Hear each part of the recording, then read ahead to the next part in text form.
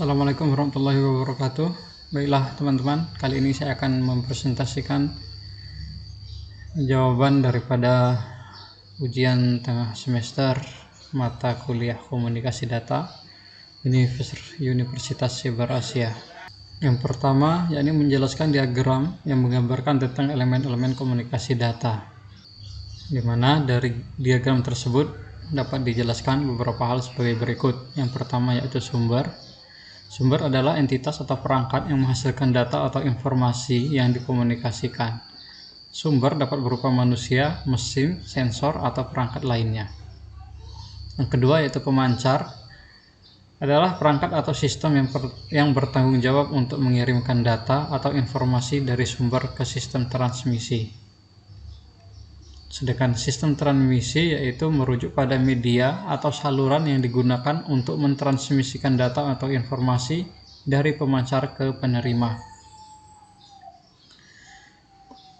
Penerima atau receiver adalah perangkat atau sistem yang bertanggung jawab menerima sinyal atau data yang dikirimkan melalui sistem transmisi. Kemudian tujuan merujuk pada entitas atau perangkat yang dituju untuk menerima data atau informasi yang dikirimkan. Tujuan dapat berupa manusia, komputer, mesin, atau sistem lainnya yang dimaksudkan untuk menggunakan atau memproses data yang diterima dari komunikasi tersebut. Kemudian soal nomor 2, menjelaskan beberapa hal yang masih berkaitan dengan komunikasi data. Yang pertama, paket switching adalah metode pengiriman data yang membagi data menjadi paket-paket kecil sebelum dikirimkan melalui jaringan.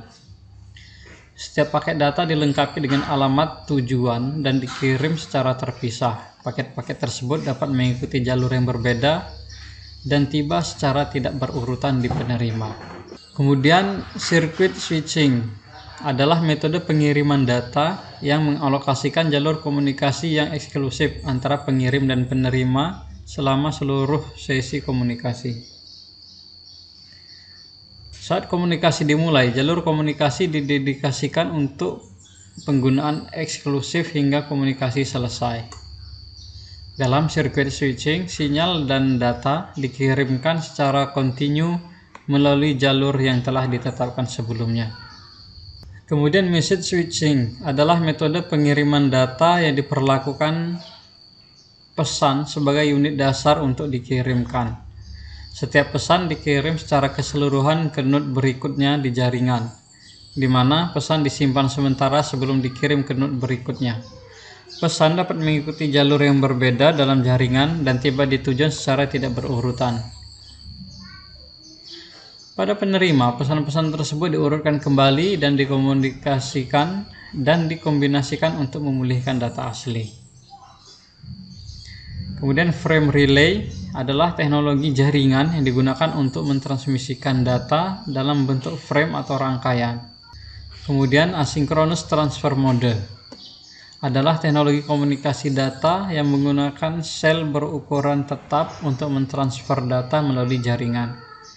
Kemudian di soal nomor 3, saya akan menjelaskan teknik-teknik modulasi dalam komunikasi data. Yang pertama yaitu amplitudo atau AM. AM mengubah amplitudo sinyal pembawa sesuai dengan amplitudo sinyal informasi yang akan dikirimkan. Sinyal informasi menggerakkan amplitudo sinyal pembawa. Penerima kemudian dapat memulihkan sinyal informasi dengan mengamplifikasi sinyal pembawa yang modulasi.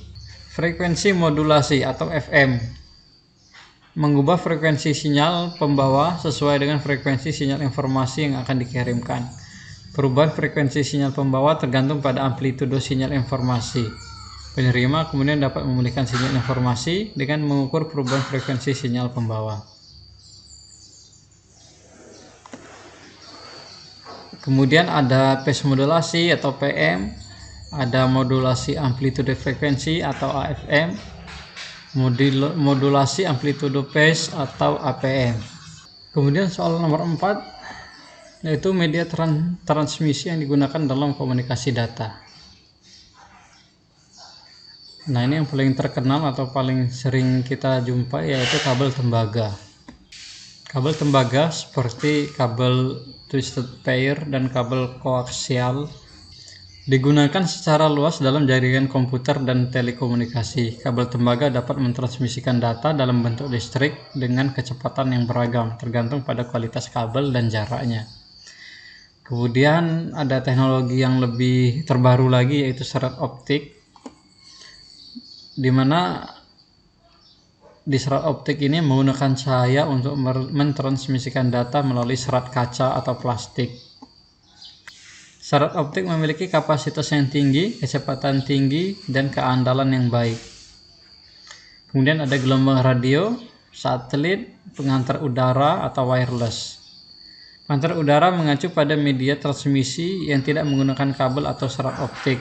Ini termasuk teknologi seperti Wi-Fi, Bluetooth, infrared, dan lain-lain. Baik, demikian presentasi saya kali ini. Mohon maaf atas segala kekurangan. Wassalamualaikum warahmatullahi wabarakatuh.